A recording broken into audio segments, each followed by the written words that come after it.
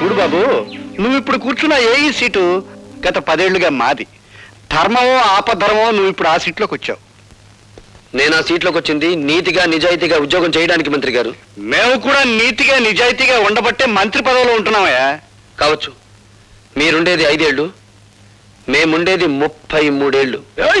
ఎవడీడో battery మన charging లో ఉంది. హలో, మంది బ్యాటరీ కాదు, డైనమో. ఎప్పుడు డబుల్ ఛార్జ్ లో ఉంటుంది. అన్నో ఎవడీడో నీ ముందే నా గాలి చెప్తా ఉన్నాడు. అండి, రాజకీయ నాయకుల బతుకులు గాలి తీసిన టైర్ లాంటివి, మీరేం కంగారు పడకండి. చూడు బాబు, మంచి వయసులో ఉన్నావు, అవి ఉండాలా మాత్రం పౌరుషం. నీ వయసులో మేం కూడా ఇంక్విలాబ్ జిందాబాద్ అంటూ కంఠనాళాలు తెగిపోయేలా అరిచాం. ప్రయోజనం కనిపించక పార్టీ జెండా మార్చాం. అంతే, పాకల్లో ఉన్న వాళ్ళం మేడల్లోకి వచ్చాం. మీరు పాకలో నుంచి మేడలోకి వచ్చినా, తిరిగి మేడలో నుంచి పాకలోకి మారినా నాకేం అభ్యంతరం లేదు. కానీ నేను ఇప్పుడు ఇక్కడికి ఒక ప్రభుత్వ ఉద్యోగిగా వచ్చాను. నా ప్రతి నిమిషానికి ప్రజాధనాన్ని జీతంగా తీసుకుంటున్నాను. దయచేసి నా టైం వృధా చేయకుండా నన్ను ఇక్కడికి పిలిపించిన కారణం ఏమిటో చెప్పండి. నువ్వు సూటిగా చెప్తున్నావు కనుక నేను కూడా ముక్కు సూటిగా చెప్తున్నాను. మా తాలూకు ఫైళ్లు ఏవి నీ టేబుల్ మీదకి వచ్చినా ఆలోచించకుండా సంతకం పెట్టాలి. ఊరికి అనుకో, మాకు డబ్బులు కూడా ఇస్తాం. ఏంటి తొందరపడి కాదనేవు గనక ఈ ఊరే ఇడిచిపెట్టి వెళ్ళిపోవాల్సి వస్తే.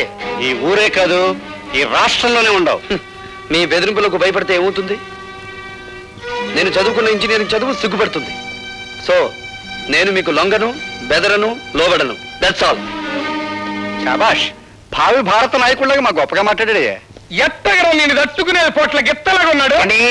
దీని గురించి ఇంత ఆలోచన ఎందుకంటే, మీరు ఊ అనండి, మన కాళ్ళు దాసును పంపించి తిరిగి చేసేస్తాను. అన్నానయ్యా. సవాల్, ఎవడ్రా మీలో భార్గవ్ అంటే? నువ్వా? అయ్యా గారు, దయచేయండి. లోపలికి వెళ్ళాడు. వాడి సీట్ ఇదే, కూర్చోండి, వచ్చేస్తాడు. కూర్చోండి. వాడు సంతకం చేయాల్సిన ఫైల్ ఇదేరా? అరే బచ్చా, ఇదిగో తెచ్చా. అచ్చా.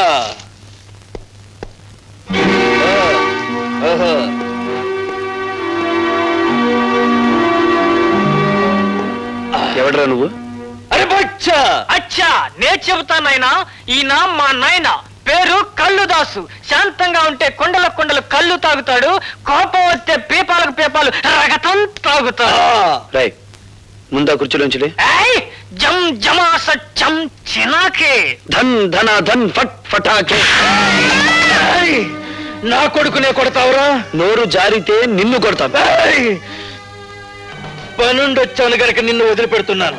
ఈ ఫైల్ మీద సంతకం పెట్టు. ఇంకో క్షణంలో నువ్వు ఇక్కడి నుంచి వెళ్ళకపోతే ఈ ఫైల్ మీద కాదు, నీ కేళ్ల మీద పెడతాను సంతకం. ఇది గవర్నమెంట్ ఆఫీస్ అయిపోయిందిరా, లేకపోతే నిన్ను కళ్ళు కుండలో కలుపుకు తాగేసేవాడిని. ఆఫీస్ అని వెనకాడుతున్నావా? నీ ఇష్టం, ఎక్కడికి రమ్మంటావు చెప్పు.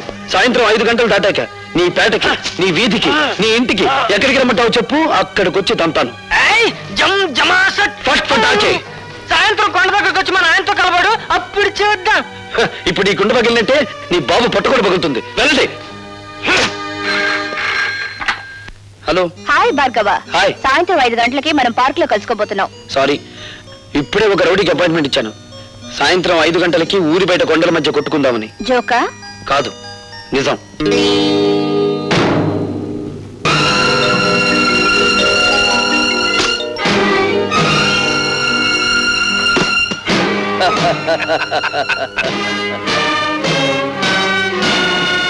ఇదిగో కుర్రోడోయ్, నీ మొహం చూస్తే పాలు వేరత ఉన్నట్టు ఉంది. పల్నాటి యుద్ధంలో బాలచంద్రుడిలాగా, పద్మవ్యూహంలో అభిమన్యుడిలాగా నిన్ను చంపడం నాకు ఇష్టం లేదు. మర్యాదగా ఫైల్ మీద సంతకం పెట్టి ఆ డబ్బు తీసుకో. సంతకం పెడతాను, ఫైల్ మీద కాదు, మీ లైఫ్ మీద. నన్ను రెచ్చగొట్టమాక, మన బ్యాటరీ ఛార్జింగ్ అయిపోతా ఉంది. అయితే నీ బ్యాటరీని డౌన్ చేయమంటావా?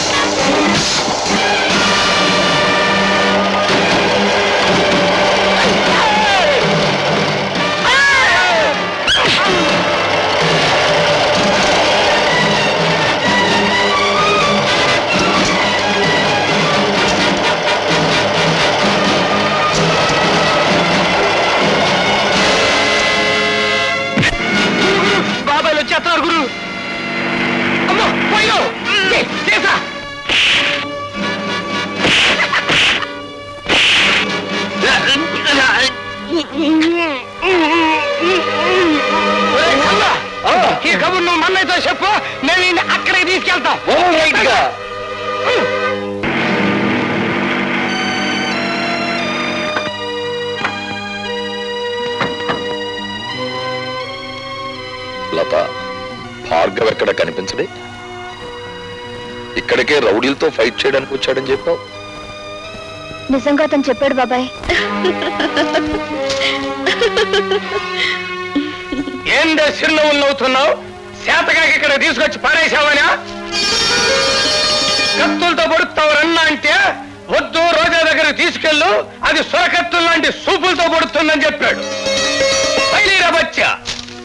ఇదిగా ఈయన నీ ప్రేమ మత్తులో పెట్టుకుని గమ్మత్తుగా దీని మీదంటో చిన్న సంతకం పెట్టించుకో.